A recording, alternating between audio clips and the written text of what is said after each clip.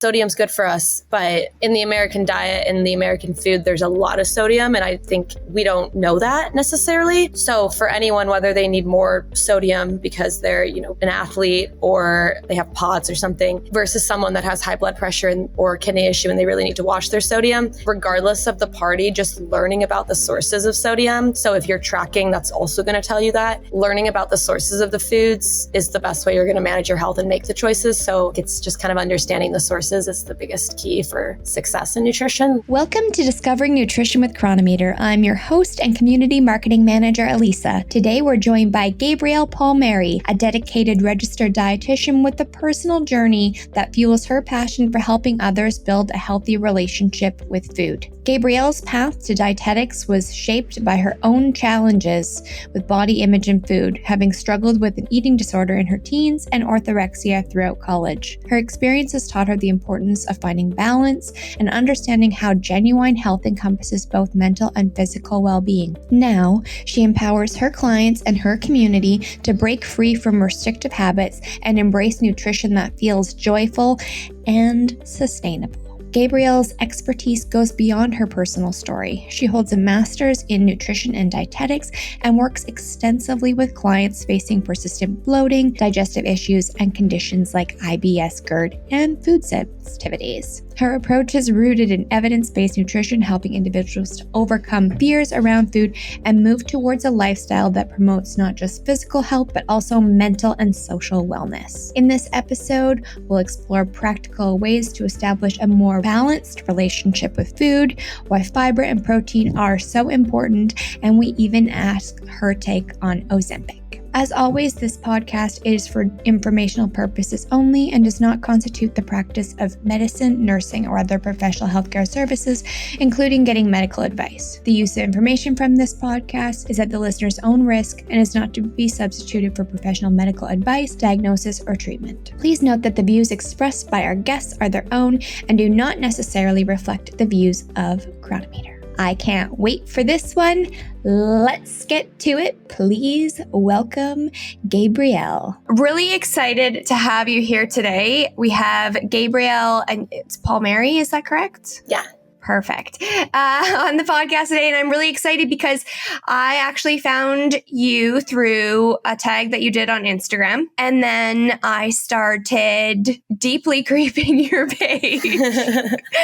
And then I loved your attitude about nutrition, which I would obviously love to really dive into. But if you could first just tell us a little bit about yourself and your background. Yeah, well, thank you. I'm Gabrielle. I'm a dietitian. I became a dietitian in 2021, initially working in the hospitals, and then I started doing social media, which kind of grew over time. And then I recently moved to Chicago in April and kind of left the hospital and then started doing social media full time, but also seeing my own clients and doing mostly GI patients. But the whole reason I'm a dietitian is because of a history with eating disorder and disordered eating. So I see a lot of people looking for a better relationship with food. Honestly, a whole mix of people, because if someone has an issue going on with their gut, it's hard to say someone's going to have one thing going on nutritionally. So yeah, a good mix of different people. That's awesome. So you have a private practice and people find you through social media? Yeah. Pretty much. Cool. A real life influencer. It's amazing, honestly, what social media has done for businesses. But I mean, one of the interesting things about that, though, and I see this all the time because I'm the one cruising our feed, is just the misinformation that's out there as well.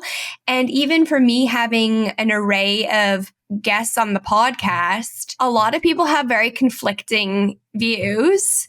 And I find it pretty hard to weed through what is fact and what is fiction. And I think one of the strategies that people can utilize, and I think that you advocate for this as well, is just kind of getting back to basics and cutting through the noise of fads and that kind of thing. So can you talk about why it's important to keep it simple, how we get good information out of the internet? Yeah, I think the internet can be very helpful as a learning tool, but there's a lot of people that don't have much experience, or their only experience is working or doing something on themselves.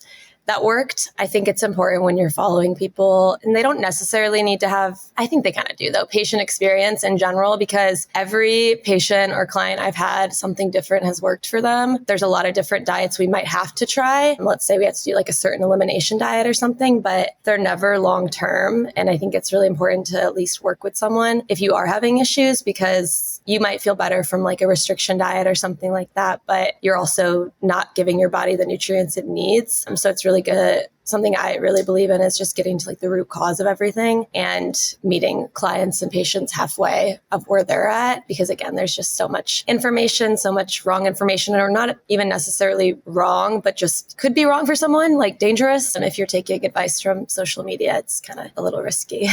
Everything should be taken generally. And then you talk to your doctor or you work with a dietitian or something. Yeah, I don't think that there is as much consulting with professionals as I would like to see. I'm sure that you, as a professional in the nutrition space, would completely agree. But I think that what happens with social media is people see the end, like the outcome of someone's journey.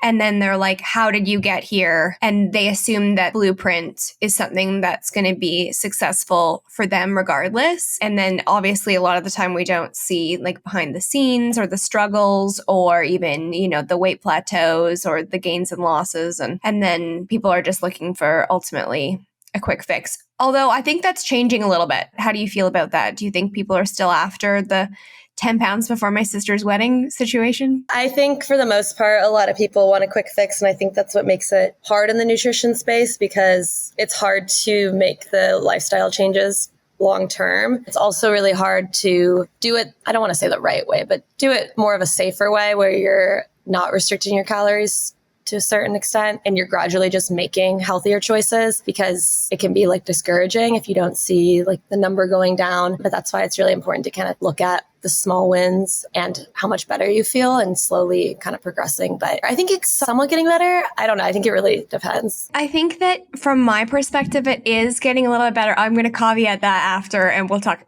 briefly about Ozempic. But I do think that as a woman in particular, there has been this shift, I guess, about less skinny, more strong. I think that people are more focused on longevity and health span, as opposed to, that's not everybody, but a lot of people, they're focusing more on preventative care.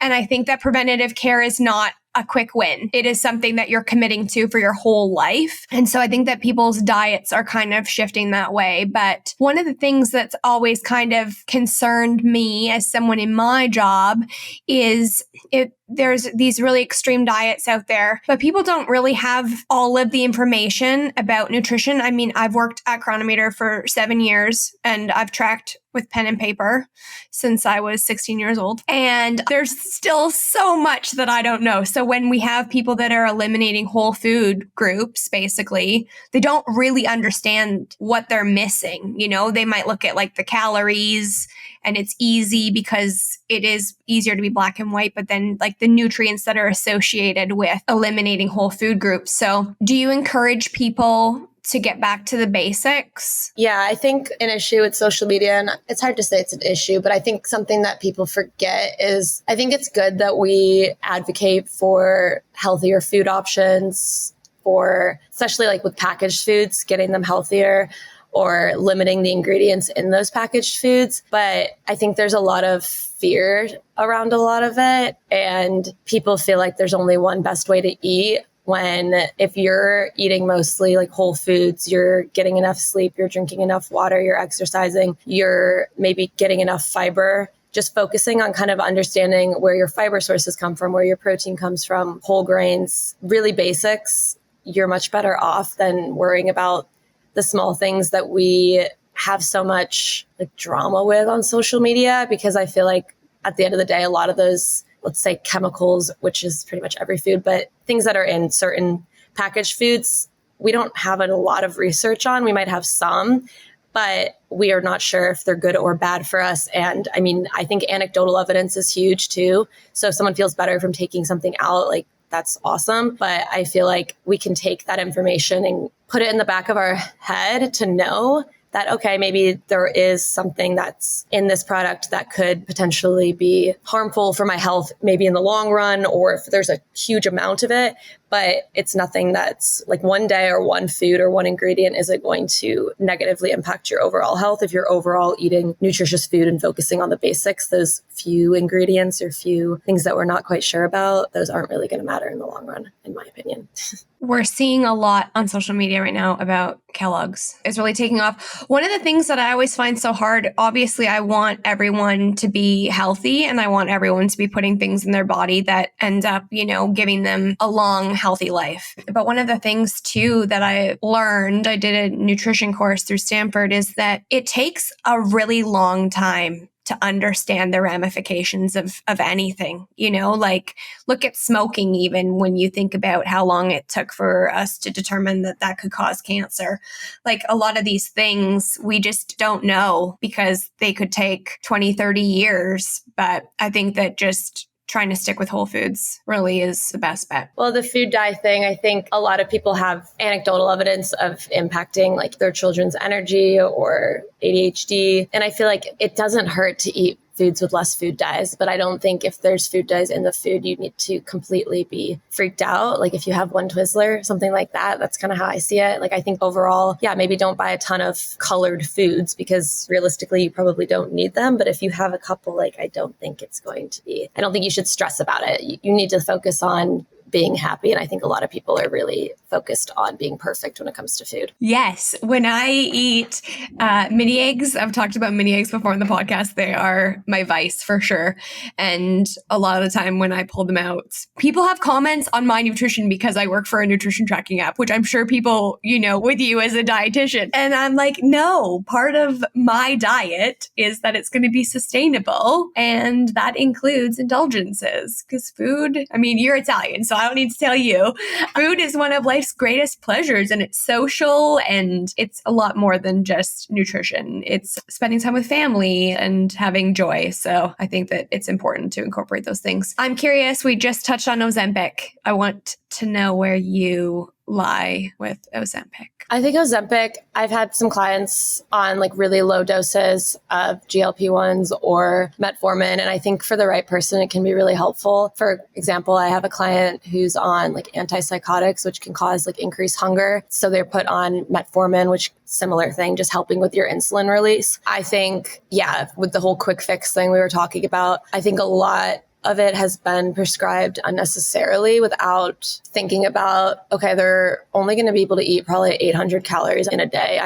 It's very few calories, and they're not being educated, not most, are being educated on the importance of getting enough protein while you're losing weight that rapidly and getting enough of your nutrients. I feel like I posted a video on it over the summer and everyone, it's a touchy subject, I think, because it can come off as, I don't think it's beneficial. And I definitely think it's beneficial for the right people. Working with their doctor, they've tried a lot of different things. And that's something that, is going to make a really big difference in their lives. But I also feel like it can be overprescribed, in the pediatrics world too. And just for kind of anyone that wants to buy it. I think about too, bariatric surgery, for instance. When I learned about bariatric surgery and I worked in a clinic for a little bit during my internship, you have to work with a dietitian. You have to have a psychological exam to kind of see what your relationship with food is. If you've had a history of disordered eating or eating disorders, it's a whole program, which I don't think everyone that has gone through bariatric surgery got that either, which is unfortunate. But from how I learned it, you really do have to work with a dietitian. There's a pre and post operation diet. And I think if something with Ozempic, if we could get on that trend where it's okay, if you're going to do Ozempic, you need to work with a dietitian, just making dietitians more accessible to really help make sure people aren't losing all their protein and losing all their muscle. Eating that low of calories can really disrupt your gut microbiome too. So there's just a lot of consequences to it too. It's going to give you weight loss, but thinking about kind of what you're going to do after you come off of Ozempic, I think that's why it'd be really important to work with a dietitian so you at least know how to fuel your body, whether you're on Ozempic or not. I obviously pay attention to trends and that kind of thing. And when I first heard about it, I don't think that I paid enough attention to it. And then I started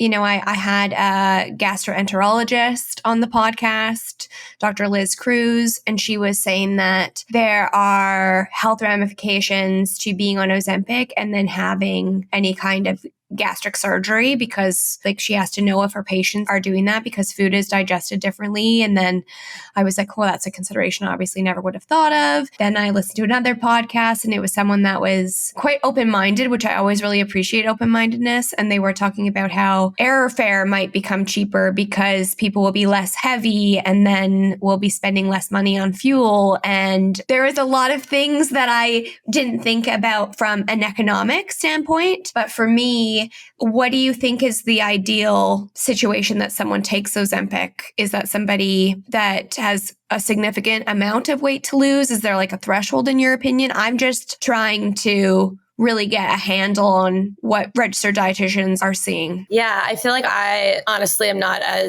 I haven't done a ton of research on Ozempic. So there's probably dietitians like because I will help people lose weight, but I'm never like advertising myself as a weight loss dietitian just because of my history with the eating disorder and everything. But I think, yeah, there's people that are working with their doctors. Let's say they worked with a dietitian and they're really struggling to lose weight. They've looked at their hormones. They've looked at their gut. There's a huge like genetic component to a lot of it. And some people really just can't lose weight. And I don't know if there'd be necessarily a weight cutoff. I forget what it is for bariatric, but I think just trying to make dietitians more accessible for people, because I think that could be a huge component of it and really help people stay motivated. Because you can go to the doctor and they can be like, okay, yeah, eat your fruits and vegetables, exercise, drink water. But if you're not having someone working with you and helping you with that, and also helping you kind of balance out your meals and give them all the macronutrients, proteins, healthy fats to help with your hormones, carbs, fiber, then it can be really difficult. So I think I wish there was more of a policy, and accessibility to dietitians. So people could at least try that and find a dietitian that works best with them. And then if that doesn't work,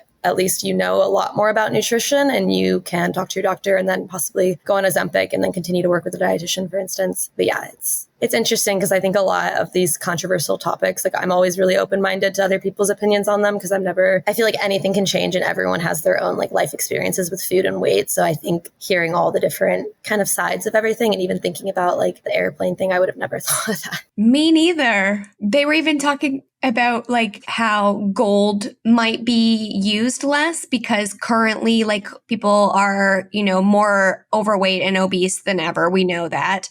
And so like their wedding rings and stuff are bigger. And then so if people are losing weight, like what is that going to do to, the value of gold and stuff? And I was like, I didn't go there.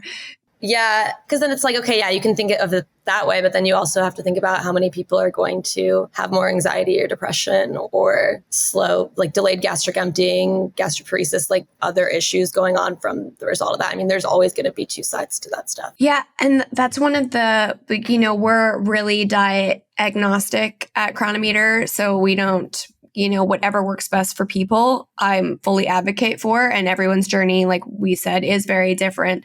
So happy for people to do whatever works for them. But I do love your idea about working with a registered dietitian in conjunction with a GLP-1, because one of the things that I'm always mindful about, because I do see a lot of people doing a lot of different diets, and this is not, just with GLP-1s, is that they can adhere to something for a certain amount of time.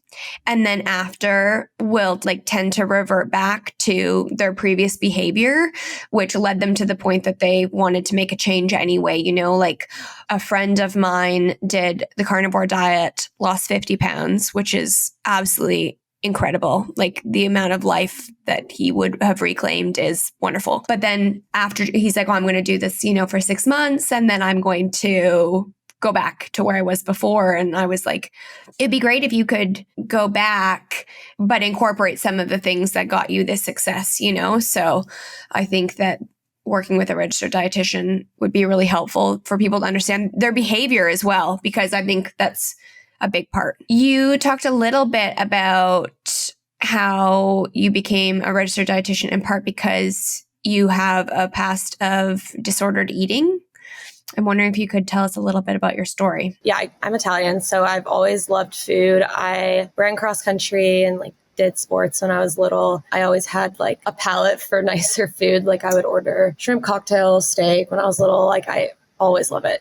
But I think before I went to college, I was 18 and I deferred my acceptance to the University of Dayton, which is in Ohio. And I went to live in Italy for a year, which is something that my siblings did, my mom did. I think it's really something to do because once you're in college and after college, you start a job, you don't really have any other time to spend that much time abroad. So it was a really cool experience. But at 18, I was a little overwhelmed with learning the language, just like personal things, missing my family. And also everyone saying like, oh, when you are an exchange student, you gain all this weight. People just like putting that in my head, along with like, oh, college, freshman 15, all of that all got in my head. And then I also living in an Italian household with an Italian family that wasn't mine was just a little like weird because they were making me dinners, they were giving me food. I like didn't want to not eat enough and like offend them, but also just trying to balance everything. It turned into me kind of wanting to control something. So I ended up really, really restricting and losing a lot of weight. So more so like anorexia. And then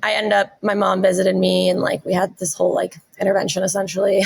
And I was I never wanted to like get to that point. It was more just a really big mental game for me. So I wanted to get better, which helped. So I put my weight back on, went back to the States.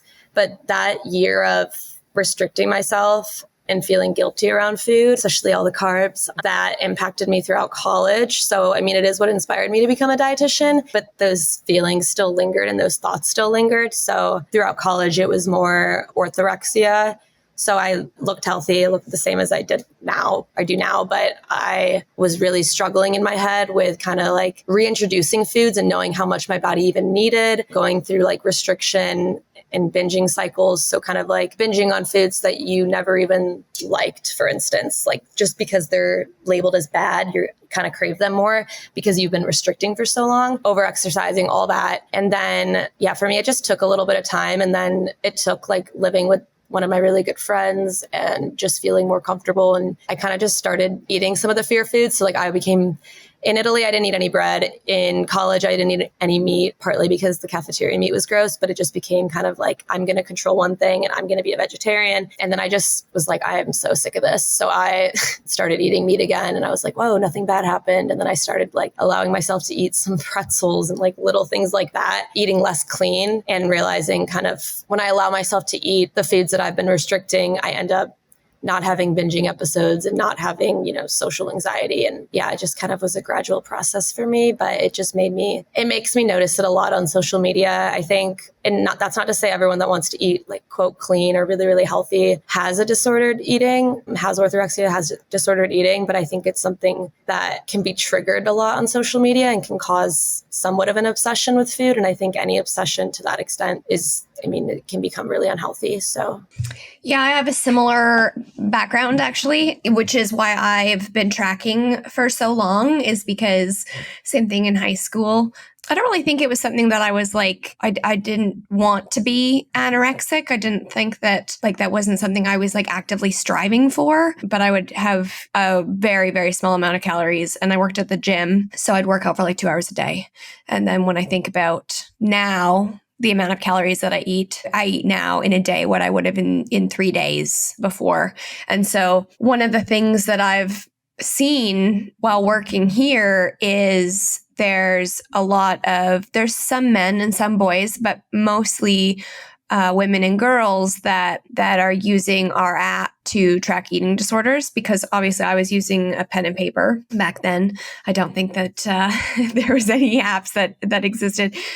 And I'm always really hesitant to chime in when people are having conversations. I actually made a mistake once, if I'm being totally honest. There was a Reddit thread that I chimed in on that I didn't realize was for eating disorders. And then after, I was absolutely horrified that I was, I don't want to say like enabling, but helping these people. And so I'm pretty sensitive to anyone that's struggling. But then interestingly enough, I think that the only reason that I healed my own relationship with food is through tracking, which sounds really counterintuitive, because you'd think that if you're tracking something that you're quite a bit more obsessive about it. But I think that with Cronometer in particular, that I started spending more time looking at macronutrients and then started paying attention to my body felt when I didn't have those things. So it really shifted calorie tracking to really comprehensive nutrition. Do you help anybody in your practice with disordered eating, and what are the key strategies that you use to help people build a better relationship with food? Yeah, I think that's kind of, even thinking about the fact that I had an eating disorder and became a dietitian, like throughout school, learning about nutrition and learning about it correctly is kind of what also helped me. So I kind of began to really understand food so I could make better choices rather than just restricting calories, because I knew like, okay, I need more fiber. I don't want too much sodium. Like it just helped me kind of get an understanding of nutrition. So a lot of times yes, I've worked with people with disordered eating, binging episodes, like a lot. I wouldn't say I've had patients and clients with eating disorders more like hospitalized. It's definitely a huge psychological area that I don't have all the knowledge on for. But when it comes to like disordered eating, yeah, I think something that I always do is I think when they're working with me, they're already really interested in nutrition and learning about it.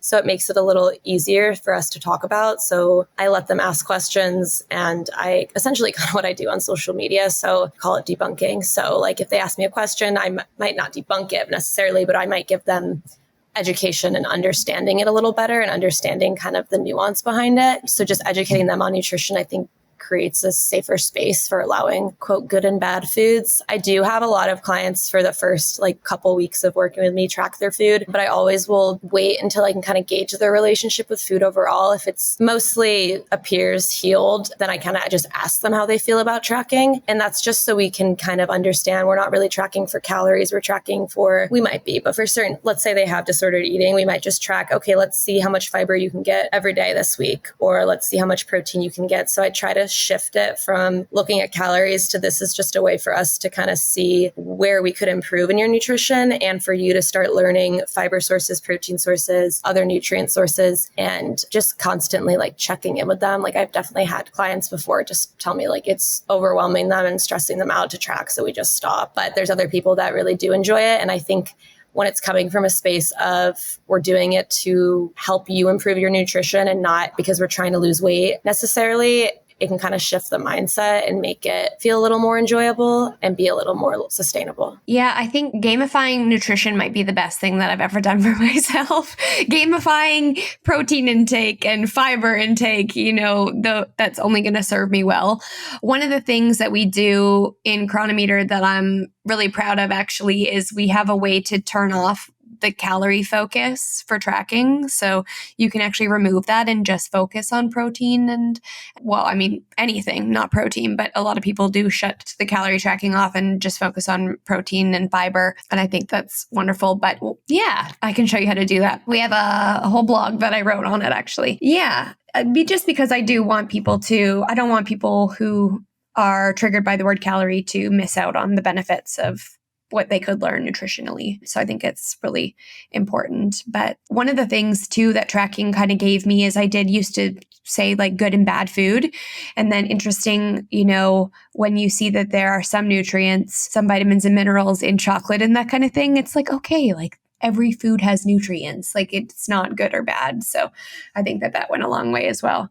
I recently posted a video on sodium, and honestly, I used to work on a cardiovascular floor when I first became a dietitian. So I have the low salt diet pretty much engraved in my head. And I think for some people, it came across as like a fear-mongering post when it wasn't trying to be. But I think because people are like, oh, well, yeah, sodium's good for us. But in the American diet and the American food, there's a lot of sodium. And I think we don't know that necessarily.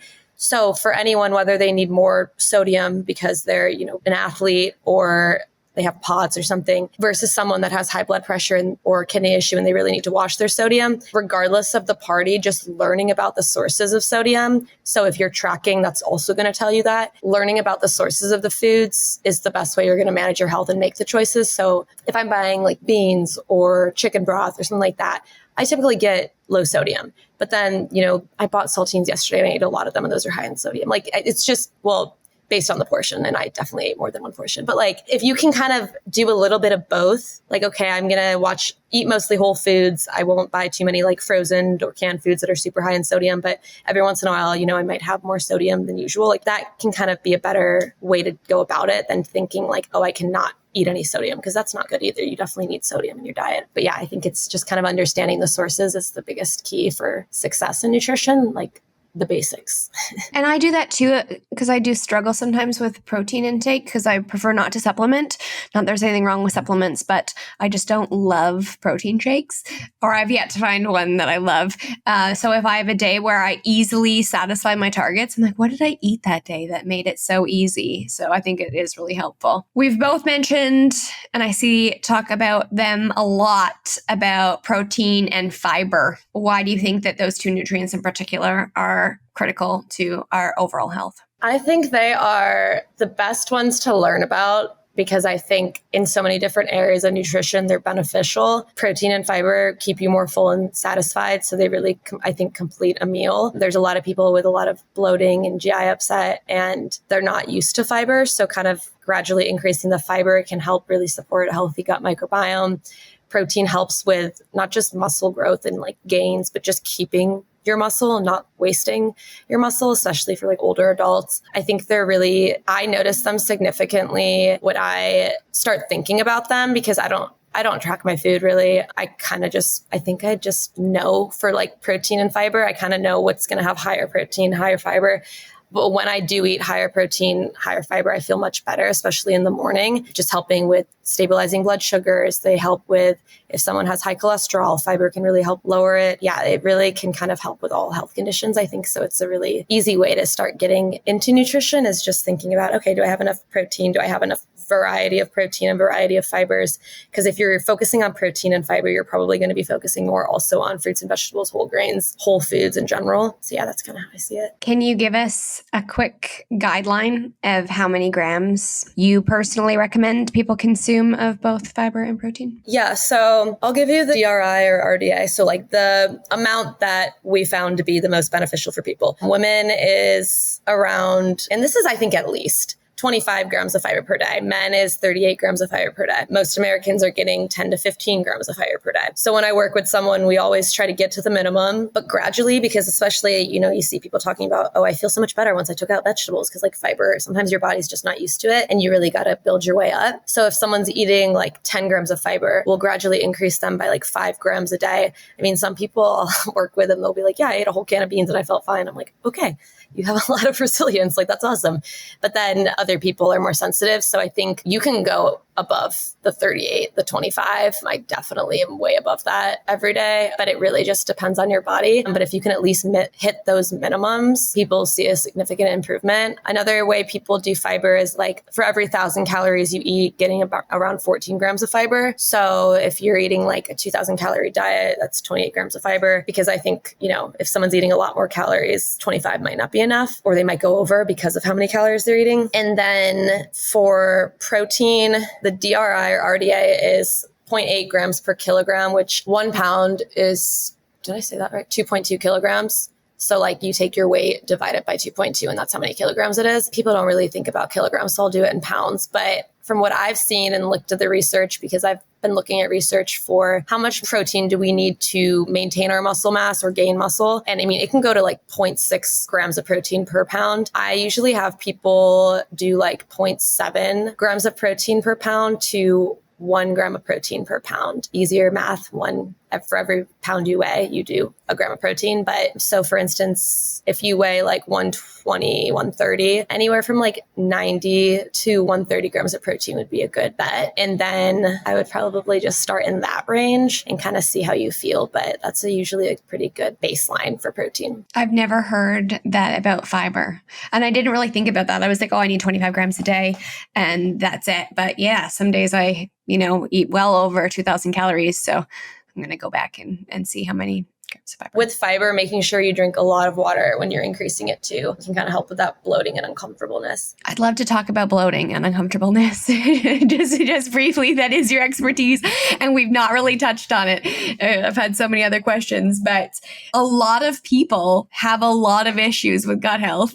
I am no exception there. What do you think are some of the common causes and how do you help your clients identify what could be triggering the symptoms? So like ruling out if you're having ongoing issues, ruling out like celiac disease, food allergies, food intolerances, there's a lot of issues like inflammatory bowel disease. So things like that. I worked specifically in GI in the hospital. So those are a lot of the kind of clients I saw or patients I saw. But day-to-day bloating, some of the biggest areas. So you go to the doctor, you go to GI and they tell you have IBS. Okay.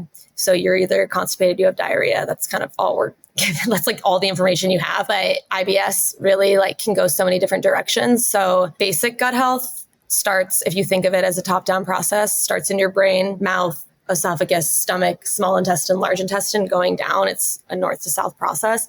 So people really forget about the impact that stress can have on our gut health. So really trying to manage your stress as best as you can, or at least try to get yourself into a calm state before you eat. So our nervous system has parasympathetic nervous system and the sympathetic nervous system. Sympathetic is stressed, fight or flight. Parasympathetic is rest and digest. So as the name implies, when you're more rested, you're going to digest your food better. So really trying to get yourself into a more relaxed state before you eat, whether that be just deep breathing or, sitting down and eating a meal and enjoying the meal, like with your family, socially, eating slowly. When we're eating on the go or eating standing up, your body's not really triggered and your body doesn't really realize digestion's occurring. Even just like the thought in the smell of food is going to increase your saliva production, which releases salivary amylase, which is a digestive enzyme that breaks down carbohydrates. Your food gets to your stomach, it mixes with the stomach acid if you have enough. And then once it moves to the small intestine, your body is triggered to release digestive enzymes. So like if you're not chewing your food slowly, chewing your food enough, trying to be in a relaxed state, drinking enough water, those really, really impact everything that goes on down below. So not doing that might not give you enough stomach acid to break down your food, which might not give your body the cue of releasing digestive enzymes. So there's a lot of that. And then again, there's more complicated people that, their immune system has been impaired from something. They are exposed to mold, things like that. But regardless, everyone needs to start with how fast you eat. And are you constantly chronically stressed? Because that is going to significantly impact your bloating on a day-to-day basis. I had no idea. I had maybe some idea, but I didn't really think about the digestive process starting in our minds. One of the immediate questions I have when I think about that is I'm someone that's very active in the mountains. I live in the mountains and I, a lot of the time, do long hikes or bike rides. And I'm just like horfing down whatever I can just to like replenish my calories when I'm doing those things. Are those calories not going to digest as well? Are you saying like when you're working out, you're eating or running? Yeah, like biking or hiking. I'm definitely not stopping and deep breathing. I'm just trying to... Well, in general, like when people work out, a lot of people notice that they don't feel hungry after working out. And that's because your blood has been pumped to your muscles and it's not in your gut directly. So, a lot of athletes do have issues with GI, particularly like I used to run cross country and I used to run really far distances and that would always mess up my digestive. That's not to say you shouldn't do it, but I think you need to eat food when you're working out, finding really quick digestible carbs. So the simpler, the better. They have like those little fruit packs that people drink when they're running. Yeah. And then like even just a piece of fruit, something that's pure glucose, pure sugar can be really helpful for those instances. Doesn't mean you're not going to digest and absorb them completely, but your body just might have more of a reaction to it, but definitely still need those. But it's kind of hard to avoid like when you're actually in action, when you're actually running, like you just kind of have to do what you got to do. You got to pick which one. Like, do I want the fuel or do I want to have a stomachache? Like probably pick the fuel and just work on your gut health when you're not running or working out. You know what I mean? How long do you think it would take to recalibrate something like that? So I'm, out for a long hike.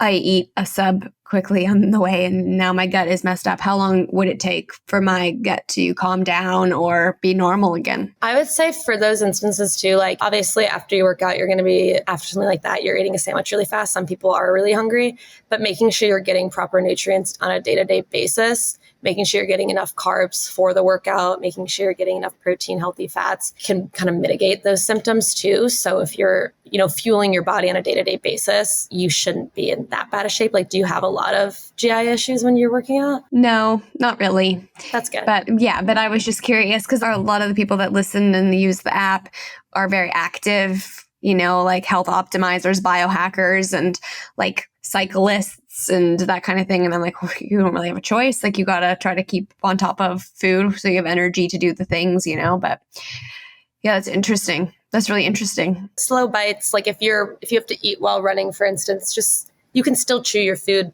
slower. You can kind of do smaller bites rather than like inhaling something, but still like trying to be as mindful as possible, still eating the food, but still being mindful. Like, I mean, if you're running, it's a little difficult, but like thinking about it, even just the thought of, oh, okay, just running. Okay, my body is eating some food. I need to digest it. Just telling yourself like little things like that can really actually make a big difference. Same with the opposite effect. So like if people are fearful of certain foods, so like let's say they heard about like phytates and oxalates in spinach. So every time they eat spinach, they put themselves in a stress state because they're like, oh, well, this guy on TikTok told me that there's oxalates in spinach and phytates and they're anti-nutrients and yada, yada, yada. Then you're just not going to digest the food very well. Like if you put yourself in a stressed state about the food, it's causing more issues. So like stressing less over every single little thing can make a really big difference too. I'm gonna implement this because there are some times where I don't really digest garlic very well at all. And I know that because I've done an elimination diet and garlic is my culprit. And sometimes I'll be so worried if something has traces of garlic that I might just be making it worse for myself. Like I'm sitting down and I'm like, does this pasta sauce have garlic?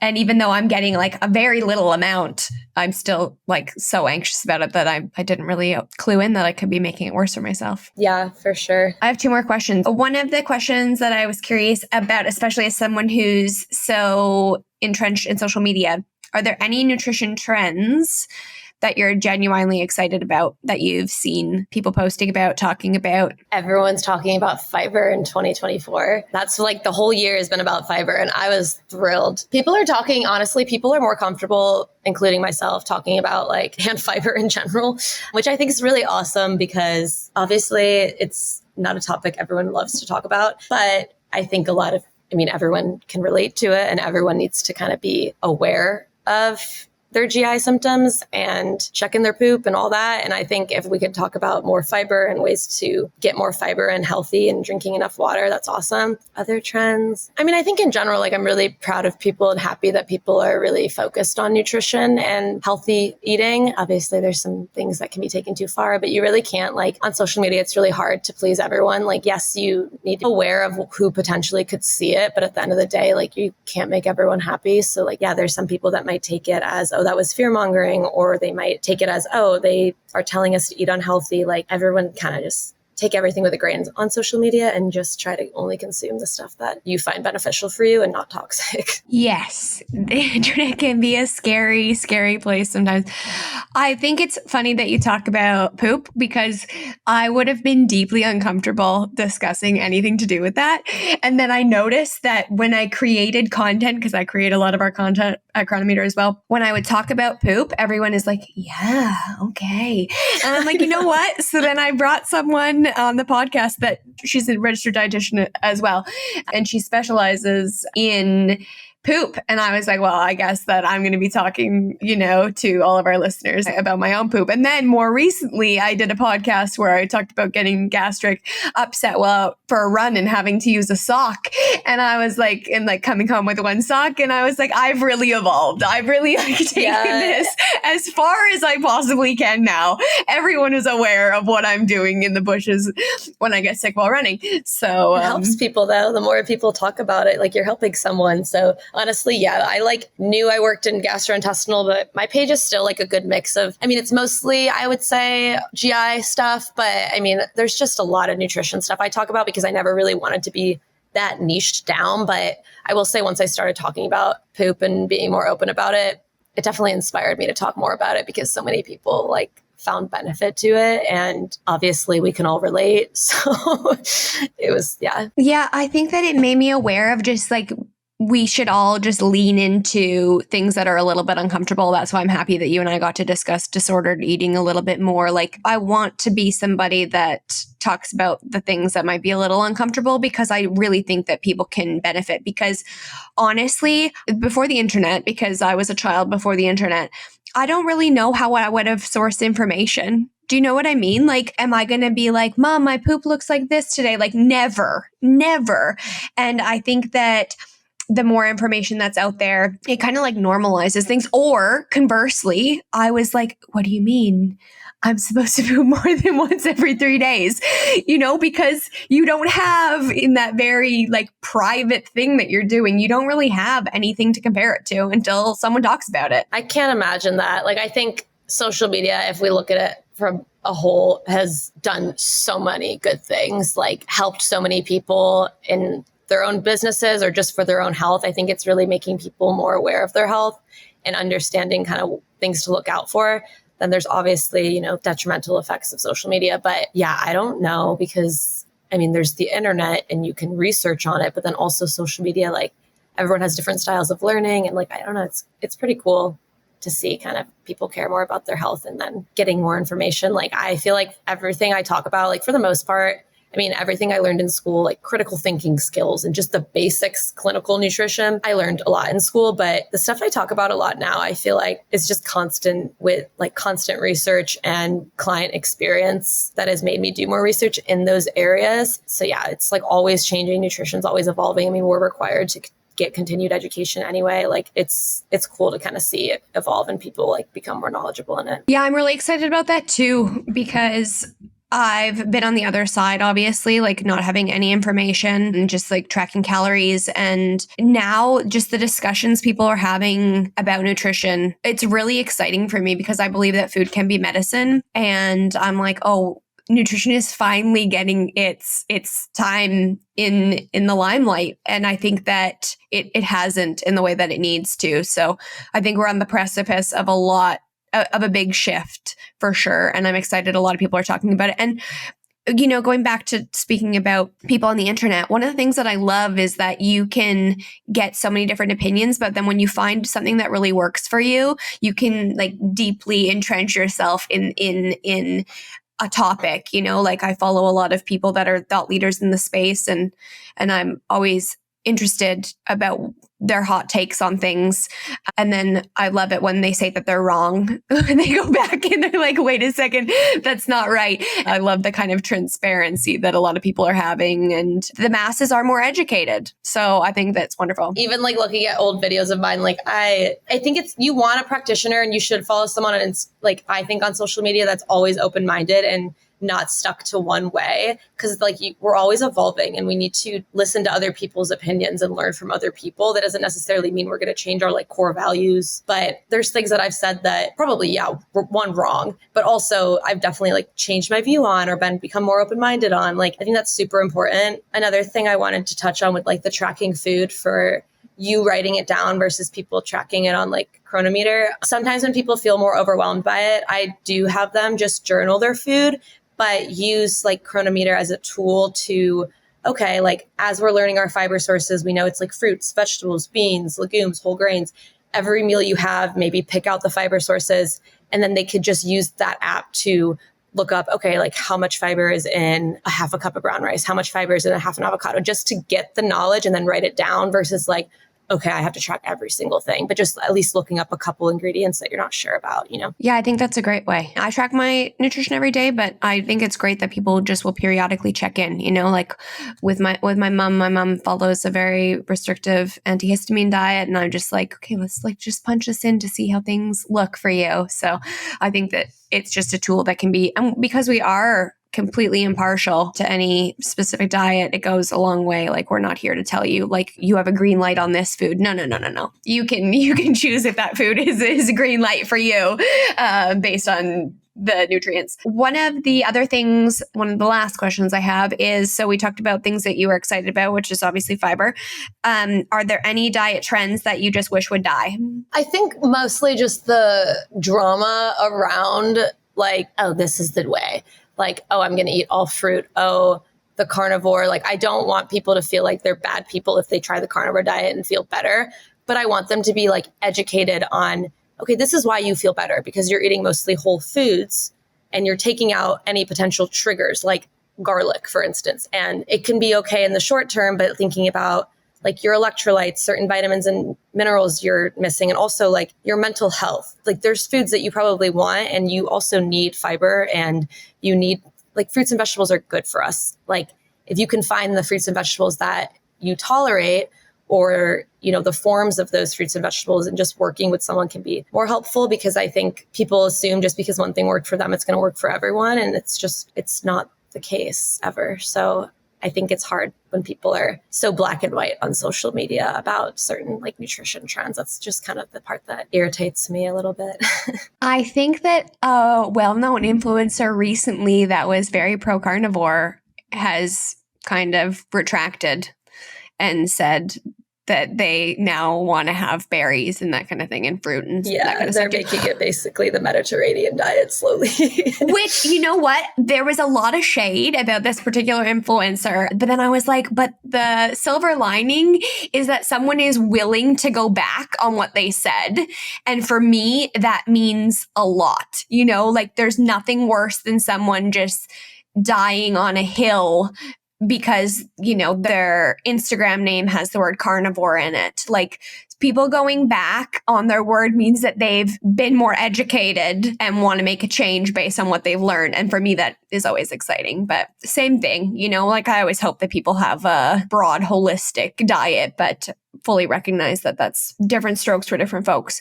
My question that I always wrap up with is, if you could get our listeners to action one thing today that would improve their health, what would it be? And if it is, if you want to talk about fiber or protein, by all means. A couple things. I did a 30-day challenge this past October. I named it an October challenge, but now I'm just making it a 30-day challenge where it's called Fuel with Color. And it's basically, I just want people to get different colored fruits and vegetables in throughout the day, because variety is the most important thing with our diet in regards to whole foods. So getting different colored fruits and vegetables are going to give you different polyphenols and antioxidants. They're going to give you different types of fibers, and they're just going to make your plate prettier and happier and all that. So I think adding a couple colors to your plate, but also thinking about, okay, every time you look at your meal, does it have a fiber source? Does it have a protein source? What are those sources? And just kind of working on that. So fiber source, protein source, and then are there a couple colors, which, usually those colors involve fiber too. So I think you can kind of start looking at your plate and kind of thinking about, am I getting variety? Am I getting all sorts of nutrition in there? Does that make sense?